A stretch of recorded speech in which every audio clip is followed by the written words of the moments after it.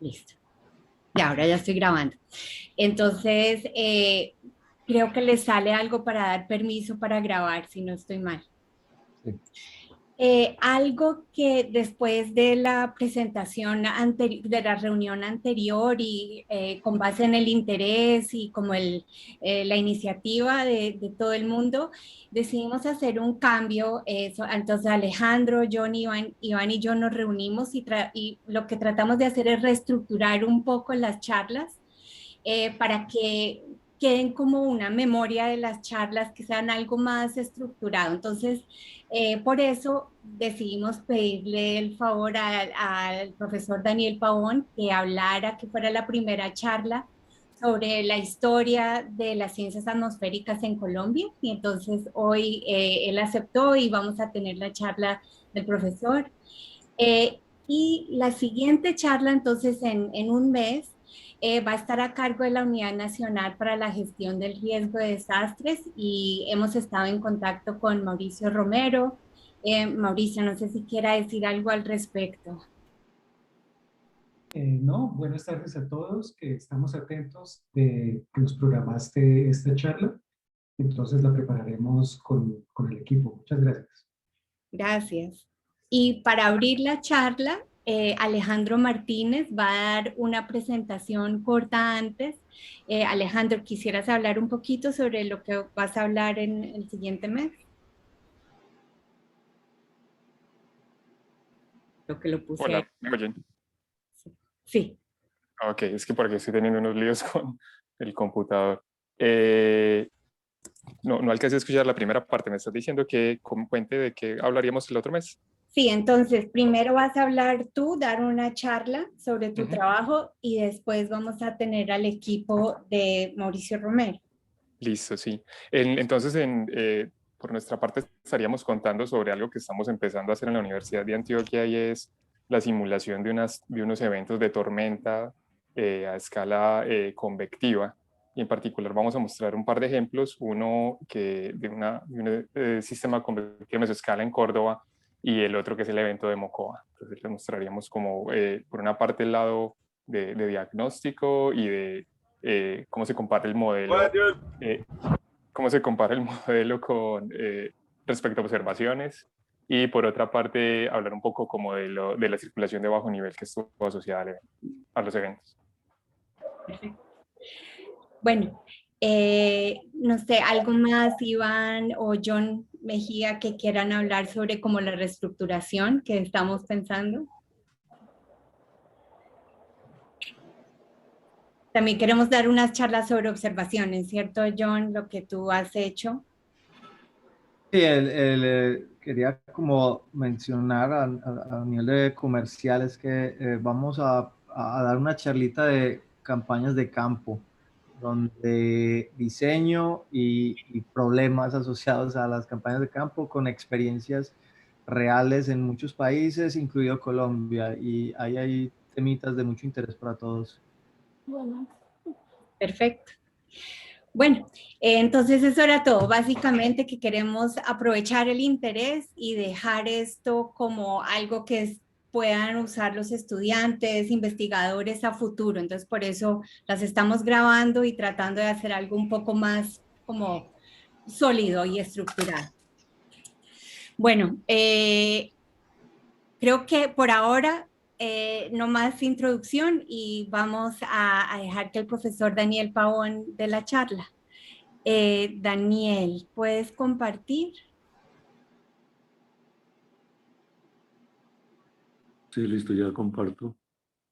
De pronto se iban a presentar quienes están nuevos, ¿no? Antes, tal vez. ¿Quisieras? Ok. No sé si es necesario, ¿no? Sí, sí, Yo sí. puedo hacer. Entonces, ¿por qué no nos demoramos unos 5 minutitos? La gente que no estaba con nosotros la vez pasada para que se pueda presentar. Gabriel, ¿por qué no vuelves a presentarte? Porque de pronto no todo el mundo escuchó. Buenas tardes, Gabriel Herrera Díaz de la Dirección General Marítima. Gracias, Gabriel. Estudié un poquito de oceanografía física y conozco muchos del IDEAN desde cuando era de Alimat y pues me interesa todo lo que tenga que ver con el océano y la atmósfera. Muy bien.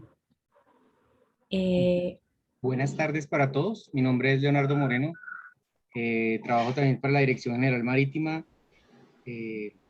Pues llevo varios años trabajando en los temas de meteorología marina en el país, impulsando los asuntos de interacción océano-atmósfera y pues tratando de darle relevancia a los temas que corresponden a esta bonita ciencia que necesitamos impulsar en el país y que pues obviamente hacer este tipo de actividades y reunirnos creo que nos permite primero conocernos a nosotros para podernos visibilizar en un futuro. Gracias. Gracias. ¿Alguien más? Sí, ok. Perfecto, ¿sí? Bernardo. Buenas tardes.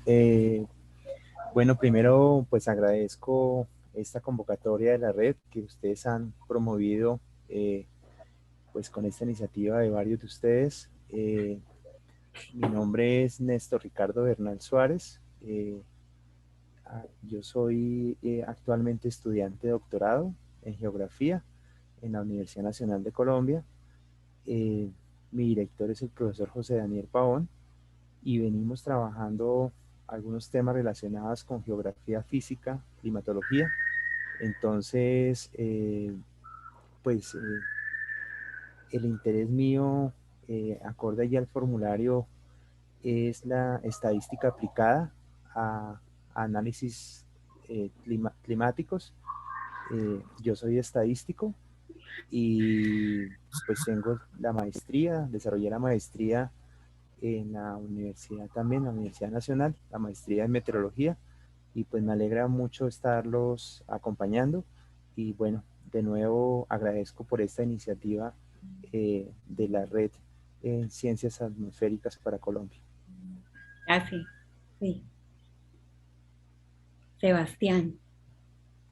Buenas tardes, mi nombre es Sebastián Larraondo, soy egresado de Ingeniería Química de la Universidad Nacional C de Bogotá, del Grupo de Investigación de Calidad del Aire, y también ahorita trabajo en la empresa Hill Consulting, en la oficina de Cambio Climático y Calidad del Aire.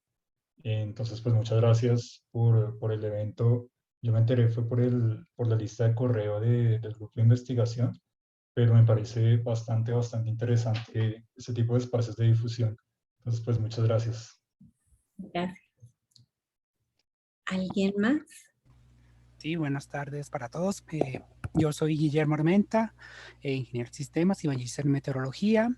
Y bueno, trabajo principalmente con la parte de modelación climática, climatología y escenarios de cambio climático. Sí, es como los temas que trabajo principalmente, apoyando las comunicaciones nacionales de cambio climático aquí en Colombia, la segunda y tercera comunicación, y también he apoyado las comunicaciones de Ecuador, El Salvador y actualmente la de República Dominicana. Y pues es un gusto estar aquí en esta red. ¿Estás en Bogotá? Sí, aquí en Bogotá estoy. Listo. Perfecto. Y Jorge Andrés. Sí. Buenas tardes. Soy Jorge Andrés Celis. Yo soy estudiante de doctorado de la Universidad de Oklahoma. Yo estoy trabajando actualmente en modelamiento hidrológico y de carbono. El doctor Hernán Moreno fue quien me invitó. Él fue mi advisor en la maestría. Con él estuvimos trabajando temas de modelamiento hidrológico y de flujos de energía superficial, así como de evapotranspiración. También he trabajado con el doctor Humberto Vergara. Estuvimos trabajando tema de monitoreo de sequías con modelamiento hidrológico. Gracias. Okay, gracias. Goebel.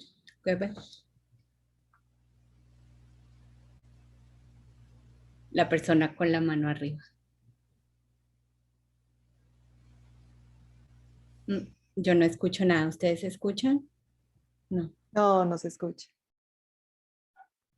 Si acaso, también se podría por el chat, si hay problemas con el micrófono. Lina Ceballos. Sí, hola, buenas tardes. Mi nombre es Lina Ceballos, trabajo en el Sistema de Alerta Temprana de Medellín, el Valle de Aburrá. Y pues los temas como que son de interés para mí son variabilidad climática, modelación atmosférica y todo esto aplicado a la gestión del riesgo. Bueno, mucho gusto, Lina. ¿Alguien más? Bueno,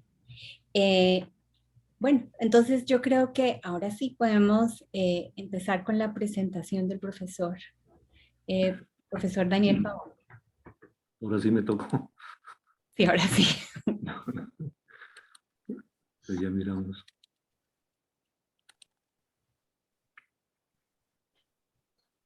¿Está apareciendo algo en pantalla allí? Sí. Bueno, entonces voy a tratar de resumir, a ver si cumplí la tarea de cómo representar cómo ha sido el desarrollo, digamos, del conocimiento sobre la atmósfera y el clima en Colombia. Allí, pues es una, digamos, un esbozo, simplemente muy resumido. Es como una mirada muy particular, tal vez, y posiblemente esté incompleta, pues quedaría abierta también para complementarla de alguna manera. Entonces, la idea es como tratar de ver desde el conocimiento que tenían los precolombinos, digamos los habitantes de la región donde actualmente estamos nosotros como Colombia, como territorio colombiano, cuál era el conocimiento que tenían y, digamos, a partir de allí, pues desarrollar cómo ha sido esa producción de conocimiento sobre la atmósfera y el clima en el territorio colombiano. Como quito esta barrita que aparece ahí al frente. ¿No les aparece a ustedes allá? No, Bueno. yo no, Listo. no vemos barrita. No. Bueno. Se ve bien la presentación. Bueno, entonces yo creo que para partir de digamos, la historia, el relato, es más bien como un relato, más que un análisis histórico, un relato, digamos, de cómo se ha generado el conocimiento y cómo el conocimiento se transmitió desde tempranos tiempos, digamos. Cuando estaban los habitantes precolombinos, pues ellos conocían su área, su territorio, y sobre todo la parte físico-biótica, y dentro de ellos conocían el clima. El conocimiento que ellos tenían sobre el clima, nosotros lo podemos ver a través de, bueno, los calendarios que tenían, que si bien la mayor parte eran calendarios basados en la parte astronómica, basado en la luna o en el sol o en alguna estrella, muchos de esos grupos o muchas de esas comunidades o culturas tenían como calendario la parte, digamos, climática y llamaban las estaciones en relación con el clima, digamos, con lo que ellos veían. Si veían de pronto que en determinada época del año o de su ciclo anual aparecía determinado tipo de viento, más fuerte o menos fuerte en una dirección u otra, le tenían un nombre y esa era la estacionalidad que ellos manejaban. También, digamos, en la parte de las lluvias, eso es marcado en los Wayuu, por ejemplo, es marcado en los Muisca y es marcado en los Pastos cuando vamos a mirar, cuando analizamos algunas de esas. También en las comunidades Misak, o sea, los que comúnmente le decimos guambianos, los Misak también tienen, digamos, esas estaciones, las llaman acorde con el comportamiento de las lluvias. Como todos conocemos, en nuestro medio las estaciones se dan en las lluvias, en la precipitación, no en la temperatura como en las latitudes medias. Por ello, las estaciones verano e invierno, que son los opuestos, se dan en la temperatura. Y en nuestro medio no podríamos hablar del verano o del invierno. Y pues una como demostración de ello es ese conocimiento que tenían, digamos, las comunidades precolombinas sobre el clima. Otra forma de conocimiento uno la puede rastrear es en el lenguaje, cuando ellos tienen diferencias, por ejemplo, el mismo fenómeno le hacen diferencias. En el caso de los pastos tienen el cueche y tienen diferentes tipos de cueche. En el caso de los muiscas tienen, digamos, definen la niebla, la nube y hay otras, digamos, como clasificaciones de los fenómenos o de los procesos que observan.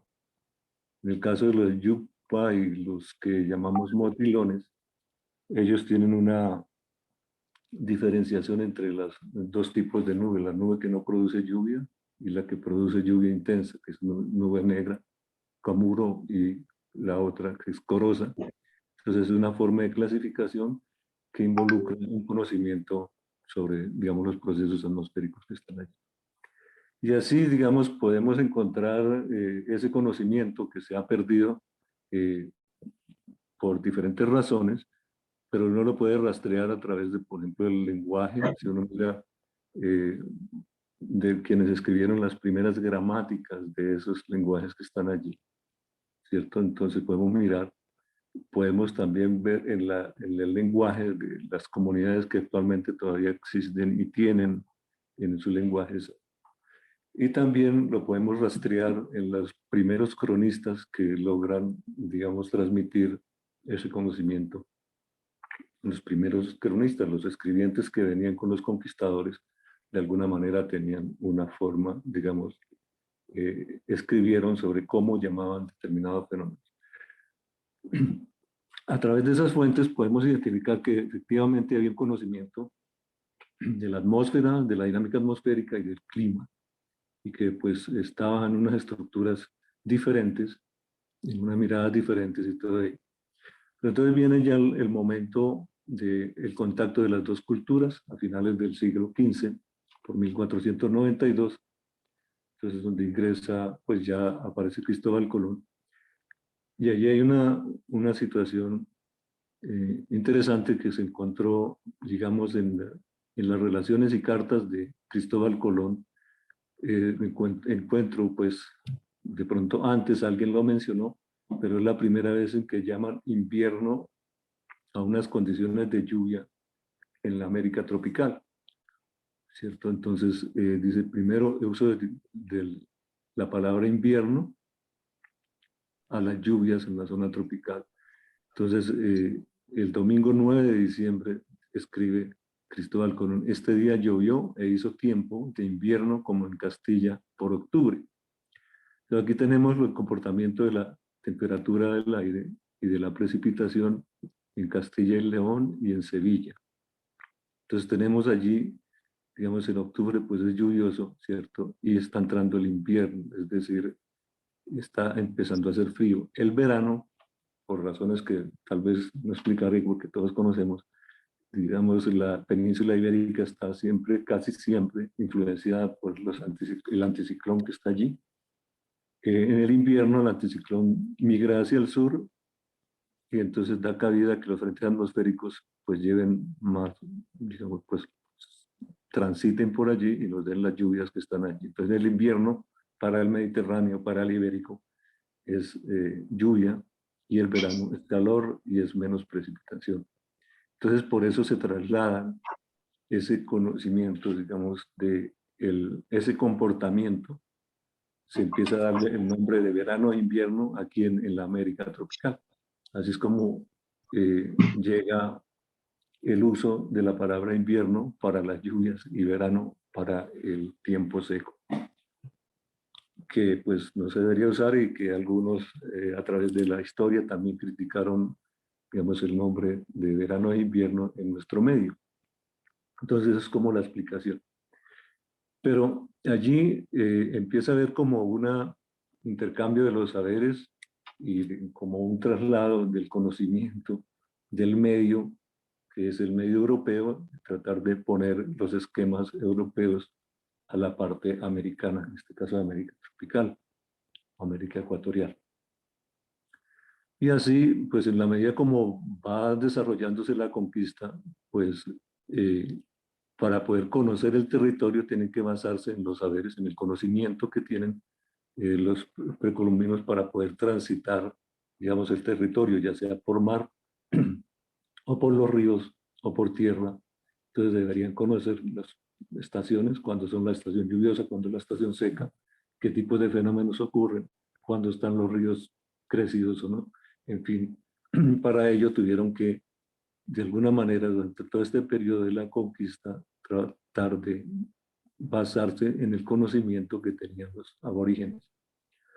Ahora, los escribientes que venían con los conquistadores, que son la mayor parte eran cronistas, que los ilustrados eran más como sacerdotes. Entonces ellos tienen descripciones, en la medida que van avanzando por el territorio, van teniendo descripciones y podemos encontrar descripciones del clima de estas regiones por Fray Bartolomé de las Casas. También pues, tenemos de algunos conquistadores, por ejemplo Pascual de Andagoya en algunas cartas describe, digamos, cómo es el clima, sobre todo en la parte del Pacífico, bordeando el Chocó. Pedro Cieza de León, que es uno de los cronistas, pues avanza. Los cronistas en los que uno encuentra, digamos, la descripción del clima de esa región son de Cieza de León, Aguado y Pedro Simón, que fueron, pues todos los tres fueron monjes. Bueno, Fray Bartolomé de las Casas también. Entonces, en los escritos que ellos tienen, uno pueden encontrar diversas características geográficas de los territorios que han avanzado, y dentro de ello pues está el clima y la descripción de algunos fenómenos atmosféricos. Prueba de ello es, por ejemplo, la descripción que hace Pascual de Andagoya cuando está tratando de narrar sobre cómo quisieron transitar por el Pacífico. Tuvieron que retroceder por la fuerza de las tormentas que pusieron un fin desastroso a su empresa. Digamos, las tormentas de la baja del Pacífico, que hoy conocemos como la baja del Pacífico. La baja anclada de Panamá le dicen algunos, del Panamá le dicen la baja de Colombia. Entonces, para transitar en ese sector del Pacífico, pues no pudieron, pero ya con el tiempo encontraron un mejor conocimiento que lo describe Francisco Jerez, ¿cierto? Diciendo, bueno, que también encontró problemas.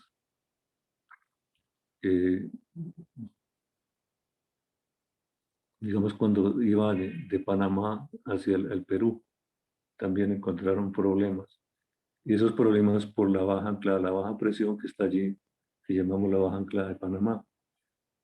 Ahora, otra forma es de los cronistas, Cieza de León, pues narra, si ustedes leen allí, y van a ver más o menos qué es la circulación del Pacífico, ¿cierto? La circulación atmosférica en el Pacífico, cómo es y cómo es el ciclo anual. Ese conocimiento lo produjeron por la necesidad de transitar y buscar el periodo del año que les era más fácil transitar de Panamá a Perú y de regreso de Perú a Panamá. Y entonces, ese conocimiento que iban adquiriendo, pues quedó en las crónicas de estos que transitaron con los conquistadores. Bueno, y también de algunos puntos que habían. Pero entonces aquí, por lo menos, a mí me trae a la memoria la circulación del Pacífico, y de alguna manera es la migración del chorro del Chocó, ¿cierto? Es lo que se está narrando allí, y eso se hace, pues no le dicen chorro del Chocó, ni van a hablar de convección, ni nada de ello, pero pues es una descripción de la circulación atmosférica, son las primeras descripciones de la circulación atmosférica en el Pacífico colombiano, hecha por los cronistas.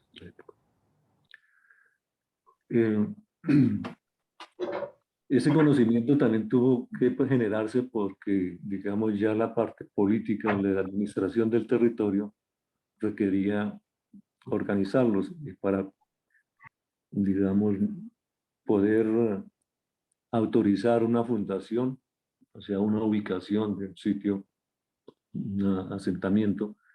Entonces puso unas condiciones dentro de las cuales pues, habían unas condiciones climatológicas relacionadas con el viento, relacionadas con la temperatura y con la humedad. Y entonces es como una de las primeras documentos administrativos que utiliza el clima para lograr un ordenamiento territorial. Entonces, Eso fue una ordenanza del rey Carlos V, que menciona de por ahí 1525, creo. Es que la barrita esa negra que me aparece aquí me tapa ya todo. Pero es por esa época en que se estaba utilizando, digamos, se requería conocimiento para poder ordenar el territorio. Entonces, ese conocimiento pues estaba ya descrito por los cronistas y también se han ayudado del conocimiento precolombino para saber dónde tales condiciones podrían darse o dónde no se darían. Ahora venimos ya al siglo XV y XVI, es decir, por los años 1600, como dijo alguien, allí, digamos, la producción de conocimiento, como tal, descripciones es difícil de encontrar. Para recabar, por ejemplo, sobre variabilidad climática, se ha tenido que acudir a las obras de los religiosos, ¿cierto? A documentos de religiosos, o documentos de la parte económica. Sin embargo, eso es para el siglo XVI. Entonces, para el siglo XVI hay descripciones climatológicas y de fenómenos que ocurren, sobre todo de la variabilidad climática, en los documentos que tienen los sacerdotes, digamos, las diferentes comunidades religiosas. Pero en esta parte se destacaron más los jesuitas, con las cartas ANMAS, que eran informes periódicos que tenían que escribir, y allí describían, digamos, los fenómenos que ocurrieron por los que tuvieron que hacer o no hacer, tomar o no tomar determinadas decisiones. Entonces allí el conocimiento está en esos informes, pues ahora también creo que hay de los dominicos, creo que también hay de otras comunidades que tienen eso, entonces se puede reconstruir las condiciones que estuvieron en esa época. Por ejemplo, la variabilidad climática en el siglo, desde más o menos 1630, creo yo, hasta el siglo XIX, parte del XIX, fue reconstruido por una historiadora, Mora Pacheco, en su tesis doctoral, utilizando ya datos de economía, con la producción de carne y producción de cebo, mirándolos en el Archivo General de la Nación, los documentos, los archivos, ¿no?, que están allí sobre esos temas. Y la variabilidad climática en el siglo XVI se está mirando con una tesis doctoral de Germán Torres, que estamos mirando los periodos de sequías y los periodos de inundaciones. Lo más curioso es que se reportan las sequías y las inundaciones no se reportan en la mayor parte de los documentos. En la medida como se avanza en el siglo ya XVIII, ya aparecen, digamos, las expediciones como la misión franco-española, también la expedición botánica a finales del siglo XVIII, una expedición que de alguna manera también generó, cuando pasó por el Pacífico colombiano, fue la expedición de Malaspina y Bustamante, que fue más que todo marítima, pero generó conocimiento sobre la parte del Pacífico. Ahora, hay unas descripciones interesantes de la geografía del país, sobre todo de la parte oriental, por el jesuita José Gumilla. Y ahí hay unas descripciones interesantes de los procesos acá en Bogotá. También describe y además critica por los años 1750. Critica José Gumilla que por qué llaman a las lluvias invierno y por qué a los secos lo llaman verano. Se hace la pregunta. Entonces allí donde empieza a interrogarse. Las primeras mediciones que se tienen, que por lo menos hasta ahora se ha identificado que se hicieron en territorio de lo que hoy es Colombia, fue por allá en 1735, cuando llegó Jorge Juan y Antonio Ulloa, que era del componente español de esa misión franco-española. Después ya en Quito se les unió con la Condamine, Rodán y Bouguer, que estuvieron.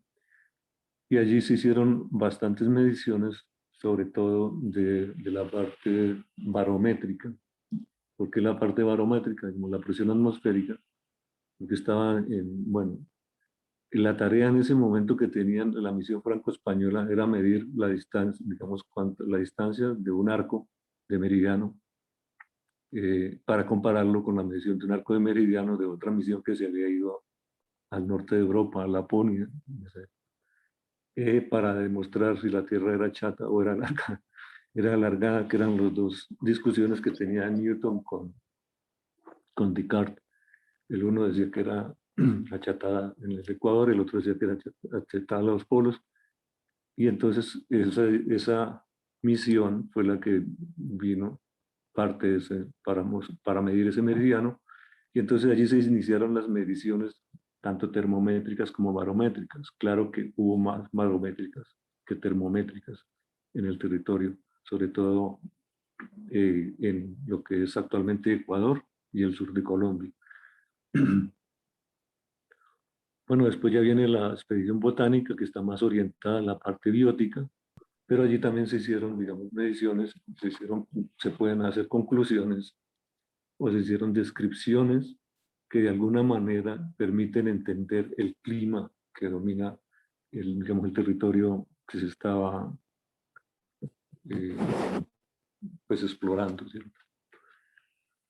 A finales del siglo XVIII, entonces empieza la actividad de Francisco José de Caldas, que es más conocido como en nuestro medio, ¿no?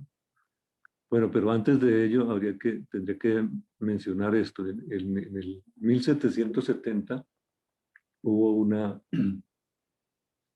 decisión, digamos, de la corona española de prohibir las lenguas nativas. Y eso, pues es importante mencionarlo en la medida como ayuda a eso, digamos, o más bien impide a que se pueda conocer como más completamente ese conocimiento expresado en los saberes de digamos, de las comunidades precolombinas. Entonces eso es uno de los temas, cómo se fue perdiendo ese conocimiento. El conocimiento precolombino se fue perdiendo, digamos, por varias razones. Uno, por la imposición de los términos del castellano. Otro por burla a quienes utilizaron los temas, digamos, palabras que fueran aborígenes para nombrar determinado proceso, fenómeno o situación. Y bueno, ya finalmente en 1770 simplemente ya se prohibió pues hablar en las lenguas de los nativos de este territorio. Y así pues pasamos a lo que es la actividad de Francisco José de Caldas, que pues voy a detenerme un poquito por lo que pues ha sido bastante interesante analizarla. Y uno de los temas que plantea abiertamente Caldas es la meteorología. Entonces, hablando de la meteorología, menciona a algunos autores que son conocidos en esa época en Europa, Toaldo y Lamarck. En el caso de Toaldo, él tenía los ciclos lunares, el ciclo de 18.6 años, que es la mitad de los 9 años, y Lamarck pues tenía, digamos, la sucesión regular de no solo de las estaciones, sino también creía en algunos ciclos. Entonces, Caldas de alguna manera lo cita porque los ha conocido tal vez en los libros que él en su momento tuvo que leer. Entonces tenemos que Caldas abiertamente se dedica a la meteorología y abiertamente utiliza la palabra y utiliza, digamos, sus preocupaciones por ojalá disponer de pronósticos, ojalá entender los fenómenos pronósticos. Entonces es lo que él proponía ya en 1811 en uno de los documentos que él publicó por esa época.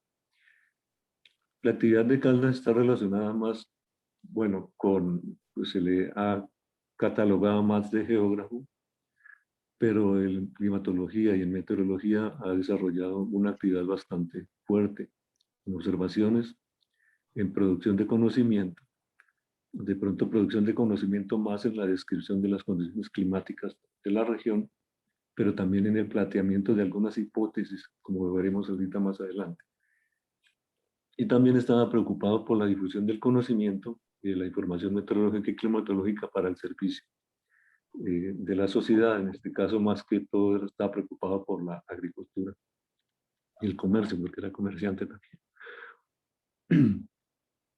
Entonces, en las observaciones y mediciones, Caldas inicia, según él lo señala, a finales del siglo XVIII, una serie de observaciones y mediciones, tanto de temperatura como de presión, bueno, y otras, digamos, de orientación. Él estaba más dedicado también a la astronomía. Entonces hacía observaciones astronómicas. Y pues hizo algunas observaciones y mediciones regulares. Lamentablemente esas mediciones por ahora no se han encontrado. Parece que se perdieron en un problema que hubo, una trifulca que hubo en el Observatorio Astronómico Nacional de Gabón, por allá, en el, como creo que fue en el 1813, 1814. Otro tema que se le atribuye es la construcción del ipsómetro, es medir las alturas a partir del conocimiento del punto de ebullición.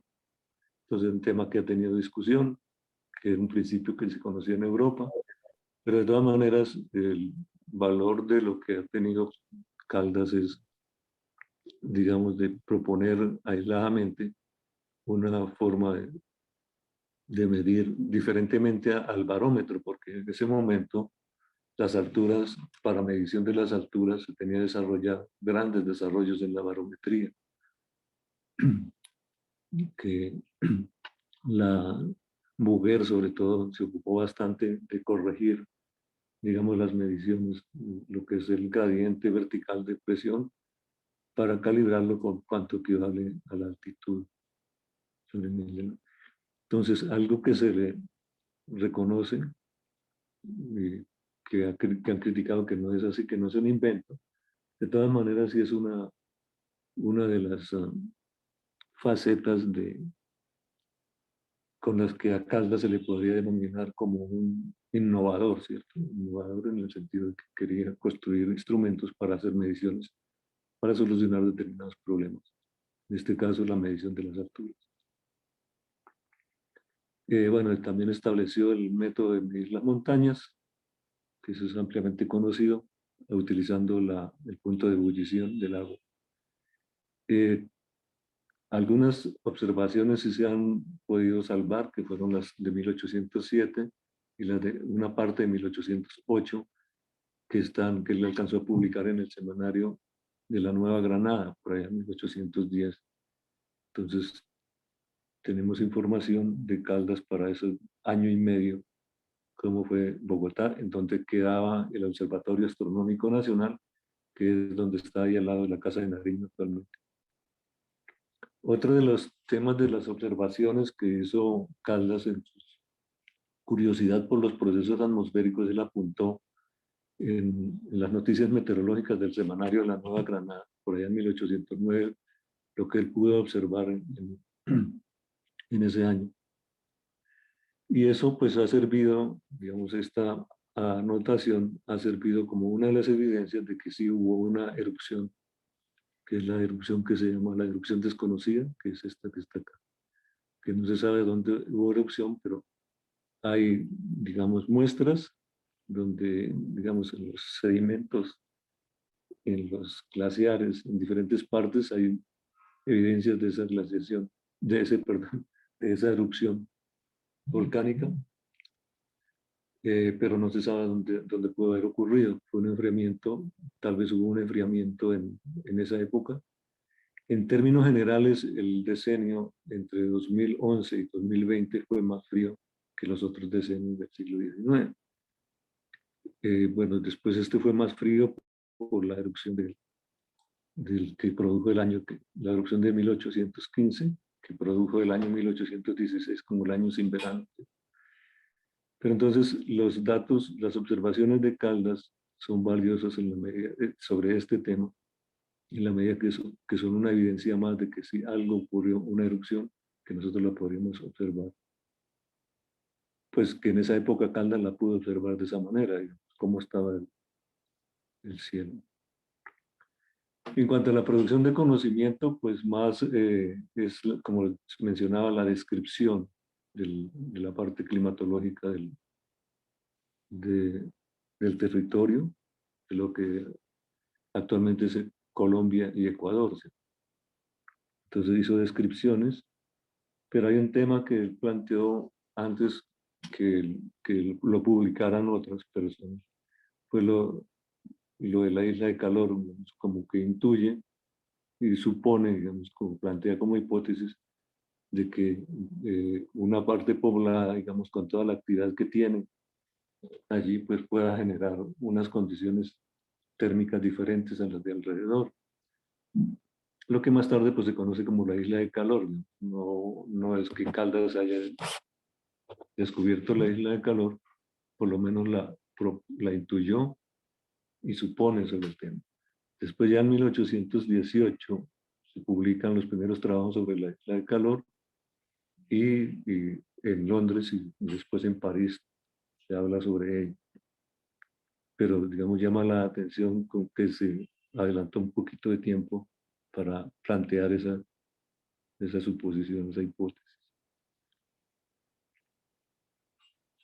Ahora, digamos, Caldas estaba preocupado también por difundir la información climatológica y meteorológica para, digamos, el servicio de la sociedad. Entonces él propuso el almanaque, que se desarrollara el almanaque. Además estaba interesado también en la difusión de las ciencias, ¿no? El conocimiento, por eso él fundó el semanario de Nueva Granada. Entonces tenemos que Caldas trató de organizar una red también de observaciones meteorológicas para poder distribuir la información en el almanaque.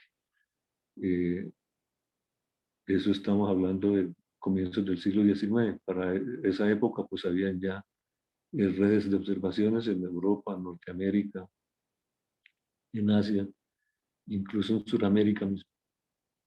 Pero pues Caldas estaba interesado en organizar lo propio para generar información para entregárselo a la sociedad. Entonces, Caldas en sus preocupaciones, pues, él estaba interesado en entender la atmósfera, entender el clima. Entonces uno encuentra en el semanario de Nueva Granada, en 1808 escribe digamos, ese párrafo que está allí.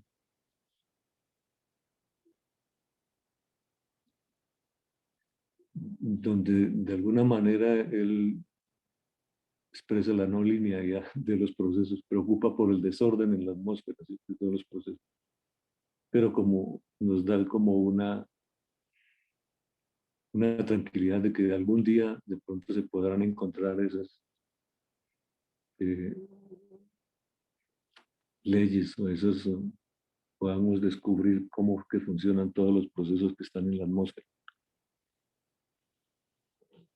Entonces, sí nos invita a que observemos, comparemos y veamos los meteoros por todos los aspectos y no desmayemos en el trabajo. Que si no encontramos nada, pues otros lo encontrarán en el futuro, más o menos es eso. Pero eso es el proceso de producción de conocimiento en toda, pues en la ciencia en general, ¿cierto?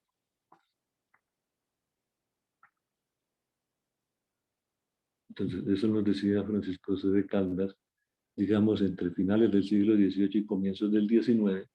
Y aquí tenemos en el siglo XIX, pues veníamos todavía con la expedición botánica, con la actividad de Francisco José de Caldas y la visita de Alexander von Humboldt, digamos, acá a las zonas equinocciales, como se dice. Y de la producción, digamos, de Caldas, de alguna manera fue globalizada o se llevó a la estructura del conocimiento global, en este caso europeo, a través de von Humboldt mismo, que en alguna de sus publicaciones menciona, digamos, en su página señala que tomó los datos de Caldas y de Restrepo que estaban publicados en el seminario del Nuevo Reino de Granada. Entonces es una llevar de una publicación, citar otra publicación aquí nacional o local. Entonces, conocimiento que se tenía localmente, estaba en el seminario no había nada más que toda información, datos, y lo llevó a una, y pues lo lleva allí a una publicación ya de alcance mundial, y lo incorpora ya en el esquema conceptual, digamos, para describir aspectos del clima global, en el caso de von Humboldt. Y ya, digamos, la actividad de Caldas termina por allá en 1816, cuando lo fusilan en octubre de 1816. Y pues hay una época en que no, pues no se desarrolló, no se tiene nada de que ella se desarrollaban ni observaciones ni mediciones, solamente se retoman las observaciones y mediciones y algunas publicaciones por allá en 1825. Ahora en 1823 empieza la misión de Boussingol, la nueva república va a Europa, en este caso a Francia, y trae algunos especialistas, son varios, entre ellos pues Boussingol estaba encargado más de la parte de meteorología, barometría y termometría. Y los otros estaban relacionados con minerales, con la biota y todo. Pero entonces en la misión de Boussingol se tomaron bastantes datos barométricos y termométricos durante más o menos 2 años o 3 años. Y eso pues se expuso en su momento en la Academia Francesa. Y a partir de observaciones y mediciones que hicieron diferentes extranjeros que participaron aquí en la parte de la liberación para la independencia, algunos de esos fueron extranjeros, ¿no? Británicos o franceses, pero la mayor parte de británicos estuvieron, hicieron observaciones y de alguna manera las publicaron en diferentes medios que podían, que digamos, trataban de difundir la ciencia tanto en Norteamérica o en Europa. ¿Cierto? Y así pues se va desarrollando. Y aquí viene la Comisión Corográfica, que es otra de las expediciones grandes que produce también información sobre el clima y sobre los fenómenos atmosféricos que ocurren en diferentes partes del territorio colombiano. Y aquí pues también hay que destacar que aparecen diferentes entusiastas como Tomás Herrán Mosquera, que tiene una serie de datos en Medellín. Son las primeras series que tienen como 5 años más o menos de precipitación. Entonces la serie de precipitación, por ejemplo, para Bogotá tiene acá y tiene, bueno, desde más o menos 1865 estaría la serie de precipitación. Hasta hoy en día podemos tener información. Eso gracias a muchos de los entusiastas, como Juan de Dios Carrasquilla, que hizo una serie larguísima de datos de precipitación. También el padre Joaquín Gómez Botero, diferentes. ¿Sí? Tomás Cipriano de Mosquera fue uno de los, pues el famoso general Tomás Cipriano de Mosquera. Él tomó tanto mediciones en el Cauca como aquí en la sabana de Bogotá, y pues tiene una serie de datos y tiene publicaciones sobre el clima de Colombia. Incluso creo que esta es una de las publicaciones que está allí, Tomás Cipriano de Mosquera, ¿sí?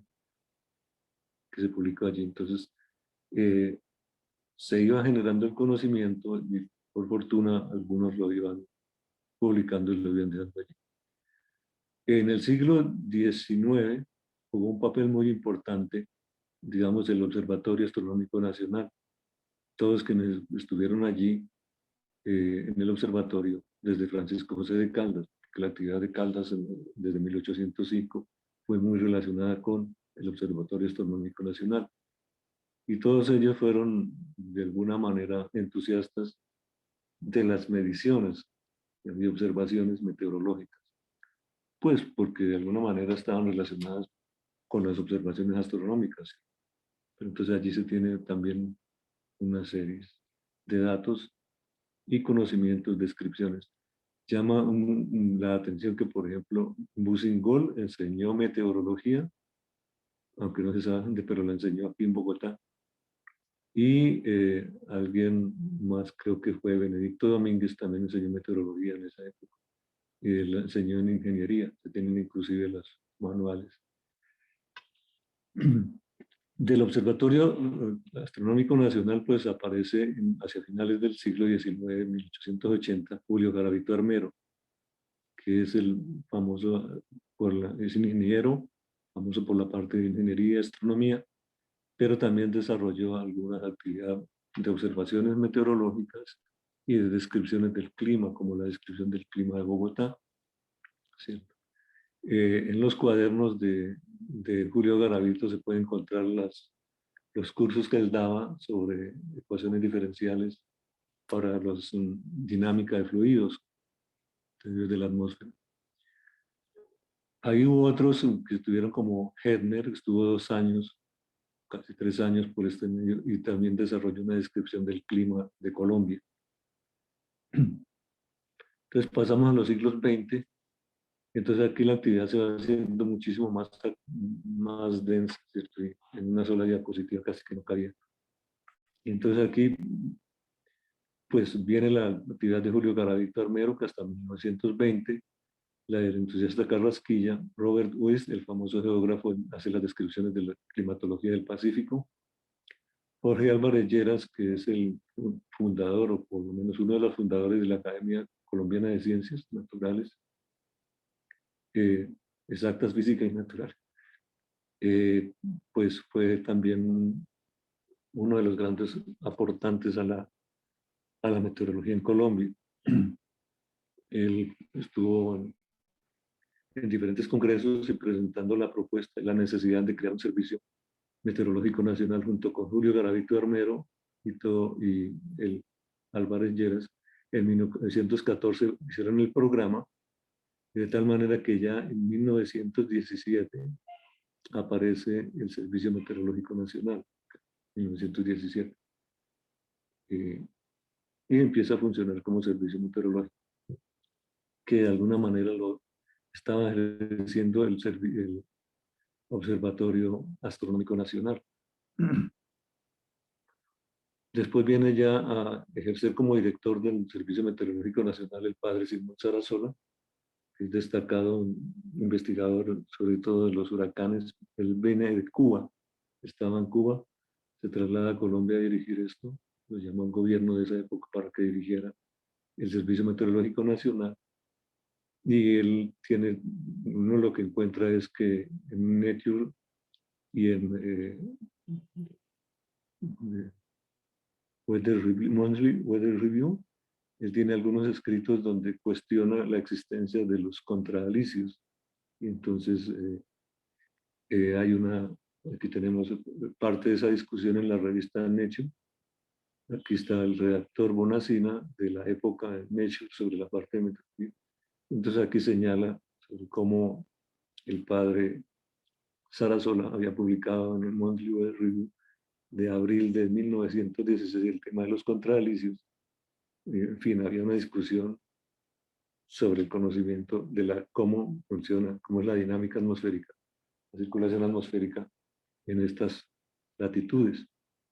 Entonces se daba en las discusiones en lo que proponía el Simón Sarasola y lo ponía a la comunidad científica norteamericana y europea. Bueno, y así pues para no alargarme, se desarrollan diferentes trabajos como el de Hans Troyer y de algunos geógrafos que vienen desde la mitad del siglo XX, como Kuhl, José Agustín Blanco, Domínguez, bueno, aquí viene Poveda, Mesa. Y aquí, digamos, para poner la lista de quienes están como produciendo, la lista es muy grande, por eso pasé aquí un poco más adelante, pero ya miramos. El desarrollo tanto de la meteorología, el desarrollo del conocimiento meteorológico y metodología también fue gracias a la organización institucional, digamos, el Servicio Meteorológico Nacional, por allá en 1940-45 se terminó y pasó como al Ministerio de Agricultura, después pasó como una de las funciones del IGAC, que el IGAC permaneció con temas de climatología hasta bien avanzado el siglo XX. Y después viene aquí el Servicio Colombiano de Meteorología y Hidrología, que se convierte en el IMAT, en el actual IDEAM. Eso pues por una misión que hizo la Organización Meteorológica Mundial para organizar las redes de observaciones y el Servicio Meteorológico en Colombia. Por eso aparece el Servicio Colombiano de Meteorología y Hidrología.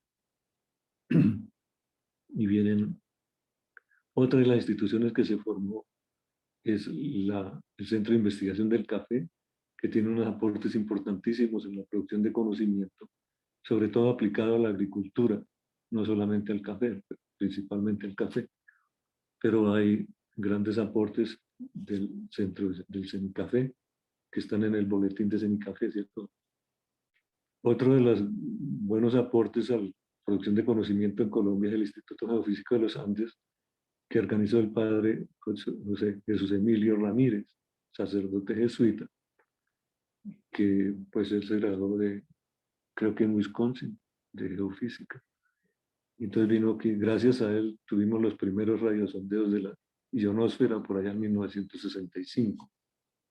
Y él trabajaba sobre todo los microsismos y la presión atmosférica. Y pues tiene diferentes publicaciones y participaciones en algunos eventos internacionales donde exponía la parte de microsismos y la parte de los procesos en la ionosfera. Bueno, y así se fueron desarrollando las instituciones, diferentes centros. Aquí podríamos nombrar otros centros como CENICAña, que a finales o comienzos de los 90 o finales de los 80 organizó la parte meteorológica. Está CENIPALMA, están todos los centros de investigación que les aportan esa producción de conocimiento, ¿cierto? Aquí como no alcanzaba espacio, pues me puse esta desde 1950, pues hay algunas. Los radiosondeos fueron más tempranos que los radiosondeos de la atmósfera, por ejemplo en San Andrés. Los radiosondeos creo que datan desde 1948 1950 en San Andrés y Providencia. Eso porque han sido promocionados por el Servicio Nacional del Tiempo de los Estados Unidos. Viene, digamos, todo este desarrollo, digamos, los primeros radiosondeos, el uso de las imágenes de satélite, las estaciones automáticas para alerta temprana, que fueron para el río Conveima, para el río Magdalena, con transmisión vía satélite, por allá en los 80, comienzos de los 80, creo que fue por el 84. También está la red de estaciones automáticas de alerta contra heladas y los primeros modelos numéricos que se utilizaron para pronóstico del tiempo, en el comienzo de los 90, el pronóstico con MM5, con el que actualmente es el CESM, el Climate Community Model, versión 3. Esta es ahora el CESM, el Climate Community Air System Model. Con este se hicieron los primeros escenarios de cambio climático globalmente, y para Colombia se hicieron acá. Bueno, también ya se introducen los otros de la predicción climática estacional operativa, con métodos estadísticos, el pronóstico del tiempo operativo con el WRF. Todo esto ha sido, digamos, desarrollos. Y gracias también pues al desarrollo institucional y al desarrollo de centros de investigación, los CENICAFé, CENICAña, CENIPALMA, otros, CENIAGUA, los grupos de investigación en las universidades, en las mismas universidades. Entonces, bueno, desde más o menos finales de los 70, creo que finales de los 60, empieza el Sistema Nacional de Ciencia y Tecnología, con Colciencias, actualmente Ciencias, que nos apoyan la investigación. Pero en el siglo XX, pues, además de que continúa el desarrollo de las descripciones climatológicas un poco más detalladas ya, con una mejor comprensión de los procesos que ocurren en las diferentes regiones, pues ya se empieza a trabajar digamos, la variabilidad climática en los diferentes modos. Y allí es donde se dan los estudios sobre el fenómeno del niño, el fenómeno de la niña, que se hacen comienzan más o menos a mediados de los 80, del siglo XX, pero tienen un desarrollo fuerte a raíz del fenómeno del Niño 91-92 que produjo el apagón, y entonces allí se disparó el desarrollo de la investigación, los estudios relacionados con el fenómeno del niño, con el fenómeno de la niña y eso. Y a partir de allí pues se desprenden los diferentes modos de la variabilidad climática, de la intraestacional, la interanual, con los modos cuasi bienal y denso, y la interdecadal. Entonces, también se desarrollan los modelos estadísticos de diferente tipo. Por ejemplo, se desarrolló un modelo de pronóstico por allá por los años 70 para pronosticar el tiempo en Bogotá, eso con la necesidad del aeropuerto de tener herramientas de pronóstico del tiempo. Entonces, utilizando los datos de la radiosonda que se tenía en el oriente, se me olvidó el nombre donde se tenía, y allí se trataba de hacer el pronóstico para Bogotá. Se tenían también los modelos para el pronóstico de heladas, después los modelos que se desarrollaron, sobre todo los que desarrolló el grupo de la Universidad de Medellín, para la predicción de las variables hidroclimáticas. Eso para apoyar al sector energético del país. Y en fin, se han desarrollado diferentes tipos.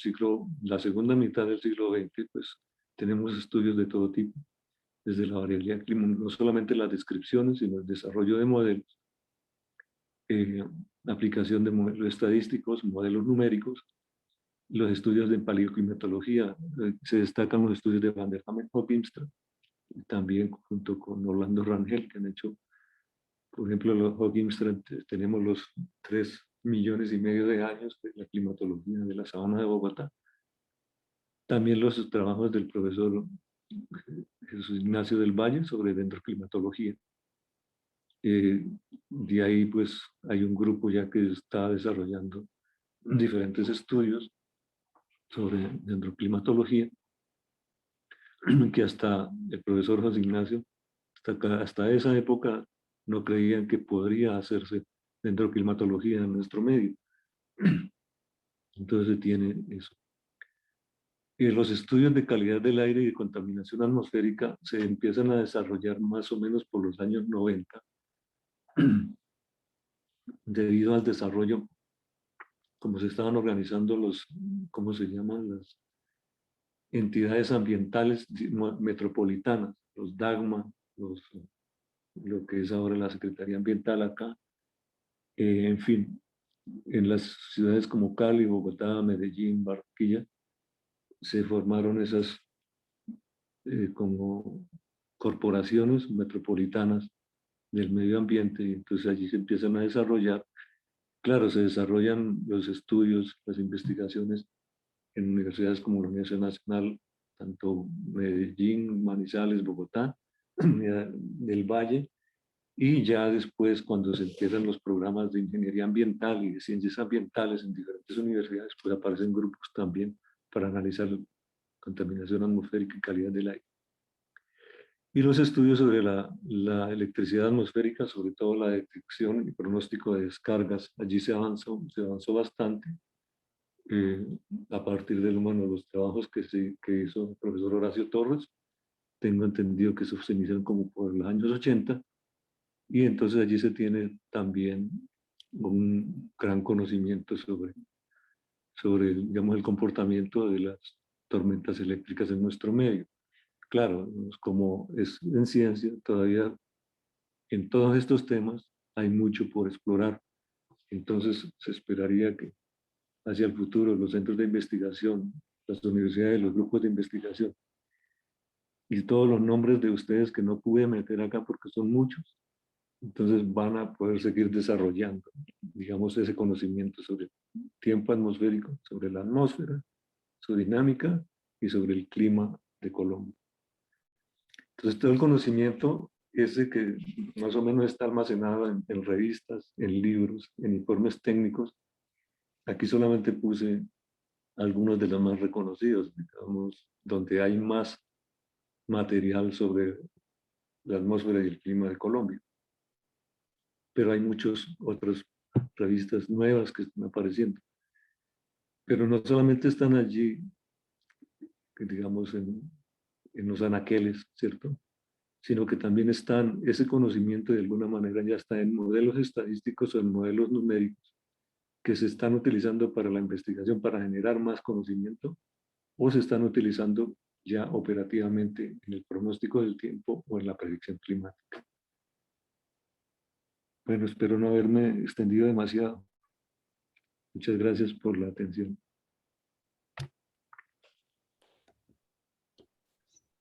Muchísimas gracias. No, excelente. Aprendí muchísimo. Preguntas para el profesor Pavón.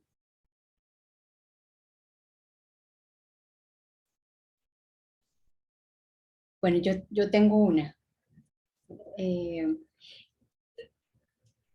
En la primera parte de la charla, cuando se habla de los estudios que se han hecho, creo que es 1700, existen, ¿hay forma de ligar eso con el fenómeno del Niño? Usted habló sobre reportes de sequías y de inundaciones, y quería saber si eso si se puede hacer algún tipo de reconstrucción con esos registros, o pues con lo que se sabe. Sí, hay digamos, uno de los objetivos es la reconstrucción, digamos, de la variabilidad climática desde, por lo menos, de los últimos 500 años. Entonces, ahí ya hay un tema que desarrolló una estudiante de historia, como el doctorado, inclusive hay un libro publicado, creo que salió el año pasado, que va desde 1630, tengo entendido, hasta casi la mitad del siglo XIX, y donde se identifica, bueno, a partir de la producción de carne y sebo, se identifican los periodos de sequía. Como les decía, es muy curioso que los periodos de inundación prácticamente no se reportan, son difíciles de trazar. Y mirando los rastros digamos, el archivo de abastos, lo que es harina, trigo, harina y pan, y también los archivos de las cartas anuales de los jesuitas, se identificaron la serie de sequías. Y sí, comparándola, digamos, con la cronología de Queen, Queen Orlev, y con una nueva cronología que se tiene del Niño, sí coinciden. Hay algunas que no coinciden, pero sí coinciden la mayoría. Pues no puedo decir qué porcentaje, no me atrevo a decirlo, pero sí la mayoría coincide, las sequías con fenómenos del Niño. Claro, porque lo que estamos haciendo es para la sabana de Bogotá principalmente, y entonces la respuesta de acá es que cuando está en el Pacífico condiciones de fenómenos del Niño, pues aquí responde la sabana de Bogotá con menos precipitación. Pero sí coinciden. Interesante. Y hay bastantes comentarios en el chat. Oscar Mesa está diciendo, muy bien, José Daniel, sería interesante poder citar. ¿Tienes en mente alguna publicación?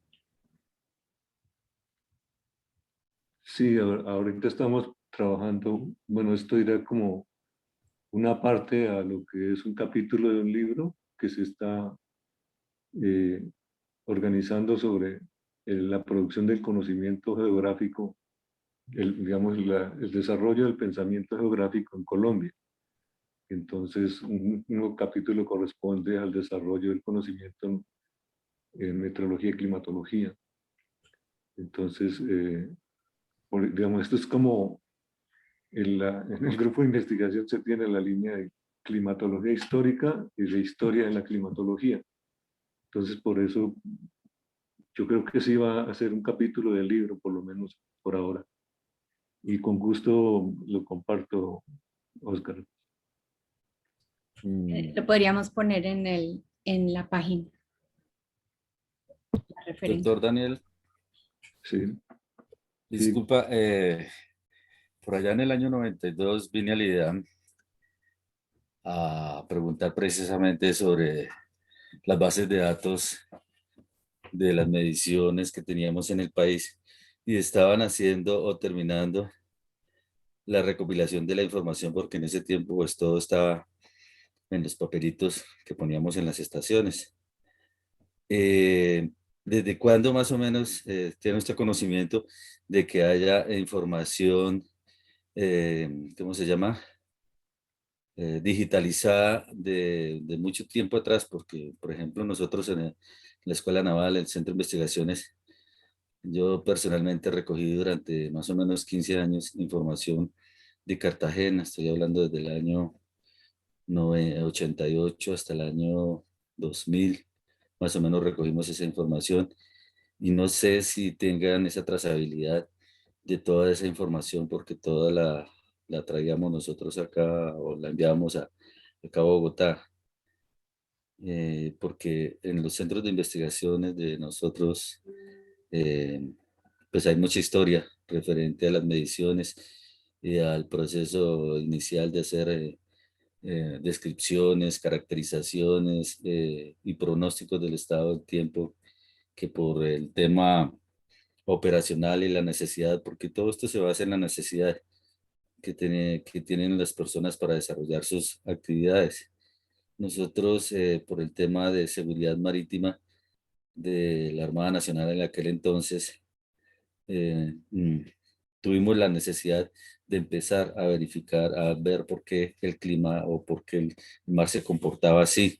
Entonces empezamos a trabajar en eso, empezamos a hacer bancos de datos, empezamos a hacer los desarrollos de modelos numéricos, pues con lo que teníamos en ese momento, con profesores extranjeros, rusos y americanos, misiones americanas, a hacer todo ese trabajo.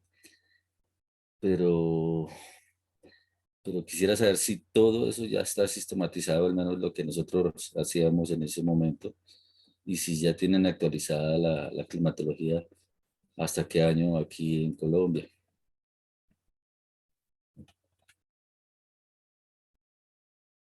Bueno, diría que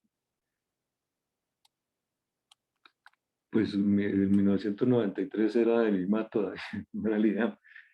Y pues yo lo que pueda saber es que en el IDEAM ha hecho bastantes esfuerzos en disponer de la información en medio digital para poderlo facilitar. En este momento usted puede ingresar a una base de datos que se llama DHIM, DIME, y puede obtener la información. Inclusive si hay estaciones que miden cada 10 minutos, puede obtener esa información 10 minutal. Entonces, lo único es que no puede, digamos, uno puede pedirla, puede bajar solamente 30 años, pero puede hacer varias veces 30 años. Ahora, si vamos hacia atrás, hay gran parte de esa información ya digitalizada. Claro, es inevitable que haya vacíos. En algunas estaciones pues no se hicieron observaciones, pero ya ahí lo que hay que aplicar es alguna metodología para poder, ¿cómo se diría?, generar, completar esas bases de datos. Pero sí hay bastante información. Un tema que estaba bastante complicado y que ha sido bastante difícil, y no sé si lo habrán solucionado, es digitalizar todos esos pluviogramas, por ejemplo, y los termogramas. En su momento, por allá en el año 2000, habían 5 millones de pluviogramas que no se sabían cómo se iban a digitalizar. Entonces, es un poco difícil. Pues yo creo que alguien del IDEAM podría informar más en detalle, pero lo que conozco es que sí, de todas maneras se han hecho grandes avances y se tiene esa información. Para lo que se tenía en el 93, 95 o en el 2000, yo creo que se ha hecho bastante avances. Se han hecho avances. Gracias, doctor. John Mejía. Hola, Daniel, gracias por el recorrido histórico, esa cronología fascinante y muy nueva para mí. Yo creía que era relativamente más reciente y recuerdo una visita a la Universidad Pontificia Javeriana, no, a la Universidad Javeriana en Bogotá, y ellos nos mostraron unos catálogos de observaciones diarias desde mitad del siglo XIX de lluvia por los creo que los sacerdotes que administraban la universidad eran muy juiciosos tomando esa observación, y creo que podría ser la serie de tiempo diaria más larga de Colombia en la lluvia, medición de lluvia. No sé si estás enterado sobre esa serie de tiempo que ellos manejan, y si alguien ha hecho algo al respecto. Pero me encantaría que ese tipo de observaciones estuviera disponible, por ejemplo. Pero no, era básicamente eso, y muchas gracias por tu presentación. Sí, digamos, hemos buscado, esa debe ser la misma información que maneja el Instituto Geofísico de los Andes, que antes se manejó en lo que se llamó el Colegio de San Bartolomé, en Bogotá, que estuvo en diferentes partes. Entonces, es una serie bastante larga, pero bueno, data de 1865.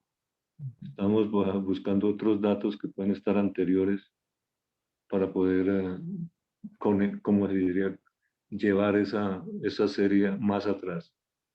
La serie completa termina en 1992, y eso tiene una historia, porque terminó allí, porque la estación la pusieron en el medio de un parqueadero. Entonces ahí se termina la serie. Pero entonces la serie se ha venido reconstruyendo con los datos, digamos, aplicando las diferentes metodologías de relación y todo. Y entonces se tiene una serie completa de 1865 hasta el 2021. Tenemos para la sabana de Bogotá.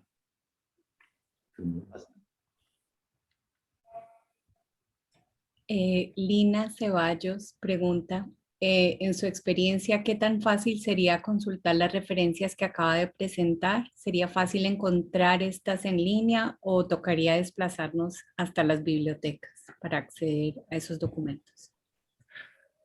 Qué bueno, porque mire, resulta que antes uno no tenía tiempo para ir a los archivos. Claro, hay algunos documentos que no están, pero resulta que uno hace una búsqueda y he encontrado que puedo entrar hay un instituto que es Cervantes, en España, y hay muchísimos documentos originales.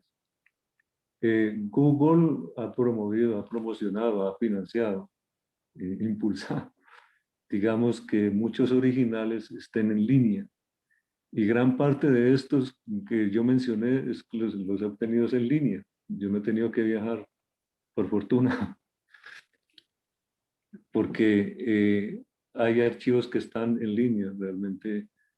Por ejemplo, el artículo de Nature o el Monthly Weather Review de Bonacina o del padre Sarasola están en línea. O lo de Garavito Armero también está en línea. Inclusive los que Hall, Wright, Hamilton y todos ellos entre 1820 y 1830 están en línea también, uno los puede bajar. La producción de Boussingault, la comisión de Boussingault también los puede uno obtener. Digamos, hoy en día es muy fácil. Claro, habrá documentos que no van a estar, pero sí, por lo menos ese que mostré en la carátula de la gramática de los muiscas que escribió alguien por allá en 1500. Ese lo bajé de una biblioteca y estaba en línea.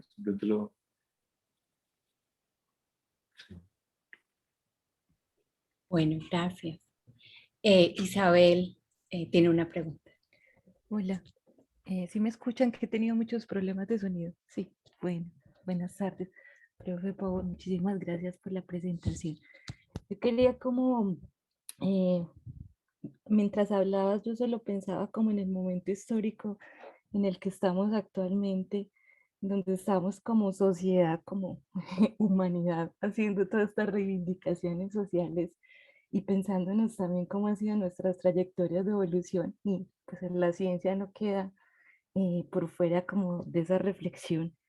¿Qué tan posible ves o qué tan interesante podría ser, por ejemplo, acercarnos a un registro como este, pero a partir como de ese registro que hacen, por ejemplo, nuestras poblaciones indígenas y todo ese registro pues, a través de las trayectorias de vida que vamos teniendo ahí, que no lo podemos ver como formalizado, por ejemplo, en libros, en textos, en artículos, porque digamos que va siendo como un saber acumulado de las comunidades. Claro, si tú vas a algunos lugares donde pues la vida misma depende de la lluvia, del viento, del agua, te das cuenta que los individuos son como estaciones meteorológicas, ¿cierto? Nada más con oler el viento ya saben si va a llover, si va a llover mucho, si no. Entonces mi pregunta era esa, o sea, si crees que es interesante, posible, si creerías que es como valioso incluir hoy día en esta narrativa de la ciencia ese tipo de experiencia y ese tipo de observación y medición. Gracias.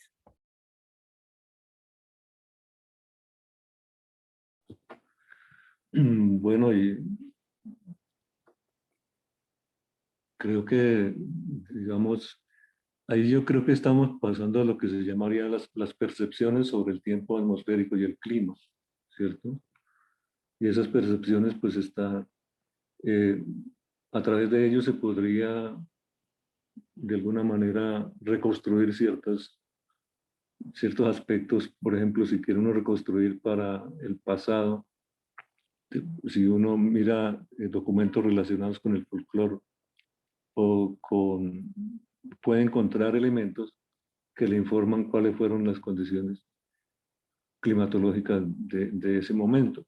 Claro, no es el termómetro que lleva para medir cuánto fue 3 grados arriba o 3 grados abajo, 1 grado arriba, 1 grado abajo, no si hubo anomalía.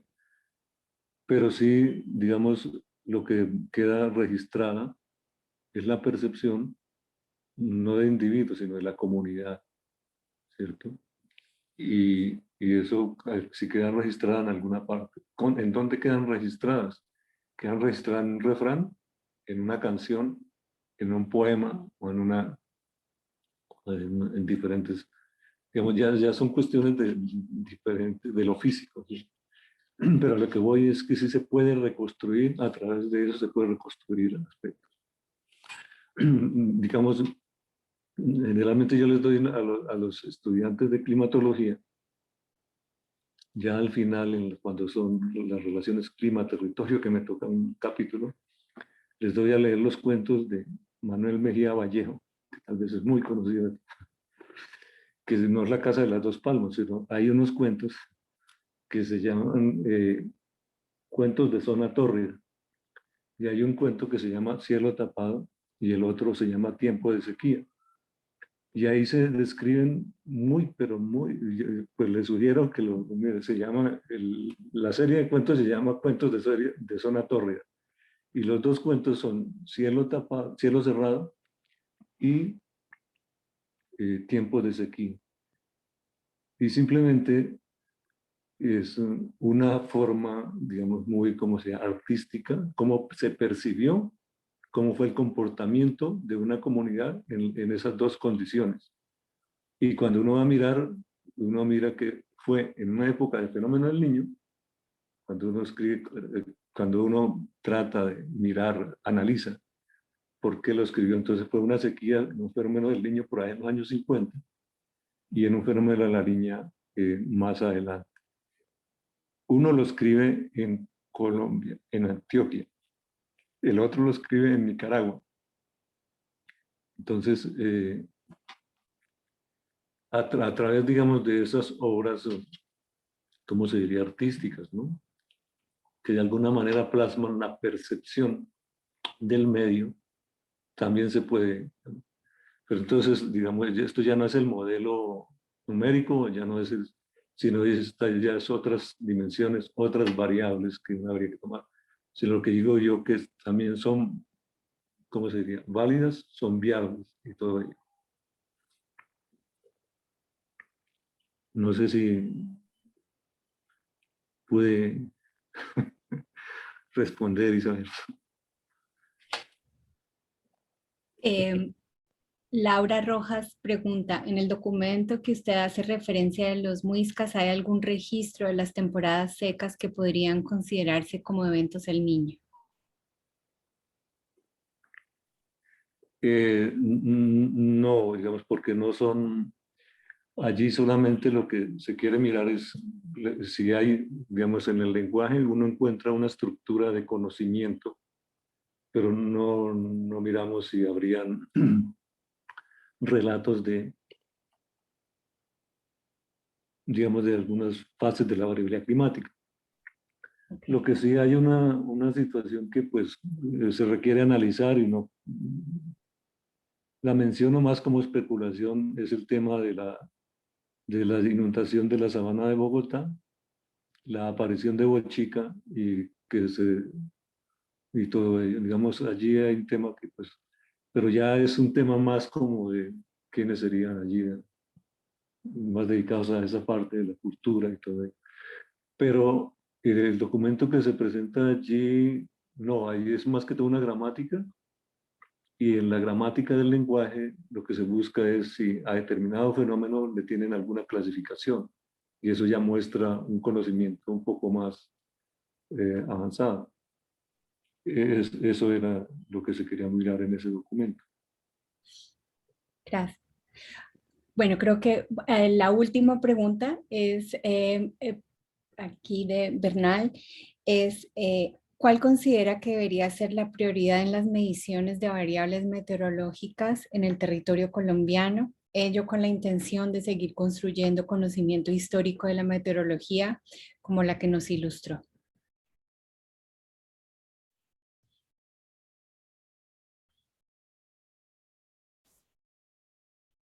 Ay, yo no escucho. ¿Ustedes escuchan?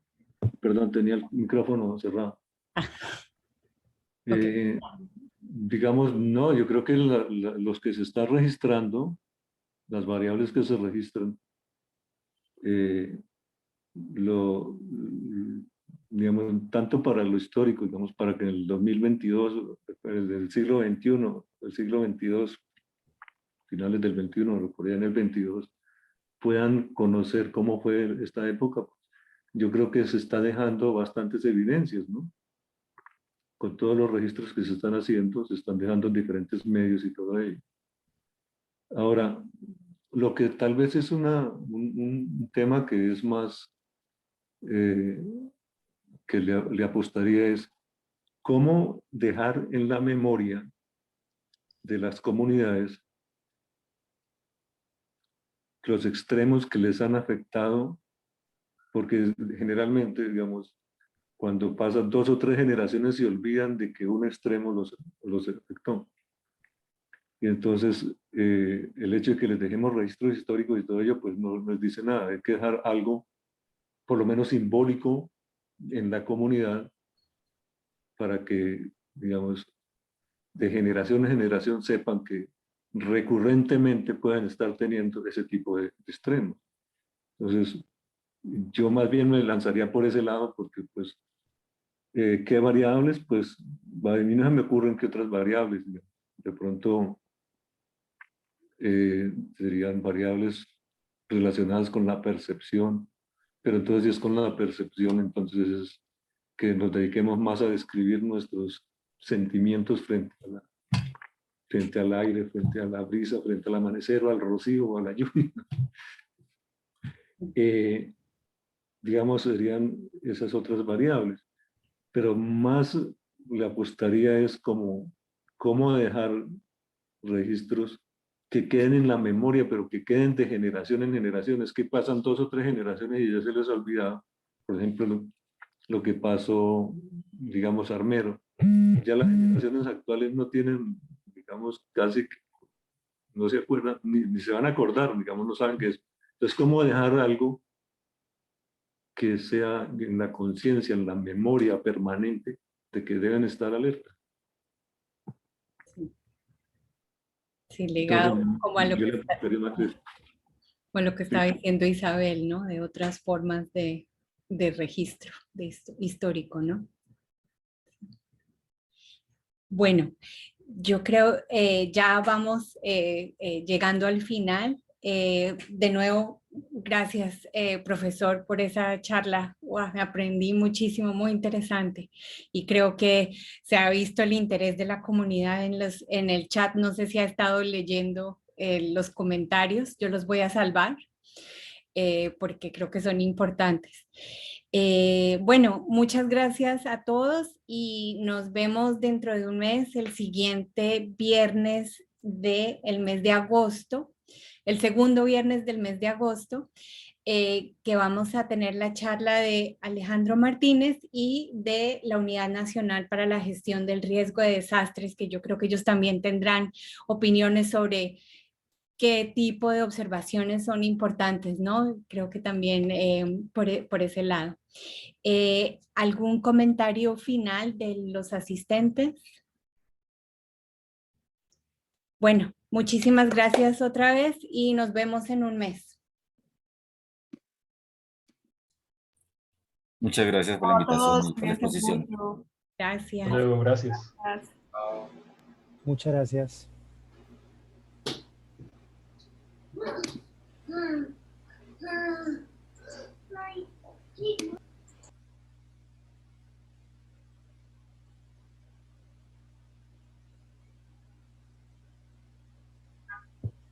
No encontraba como, gracias a todos también por permitirme compartir. Muchas gracias. Gracias, gracias, profesor. Bueno, quedamos. Guape. Sí. Ok. Bueno. Gracias, profesor Dani. Buena tarde. Buenas tardes. Mi papá Camilo Domínguez iba a venir y no pudo porque se partió un pie. Entonces, sí. ¿Y eso? Se cayó de una escalera. Oh. Sí, sí. Pero iba a venir, pero no. Pero al menos quedó la grabación. Sí, sí, que se recupere pronto. Gracias, que esté muy Saludos. bien. Adiós. Bueno.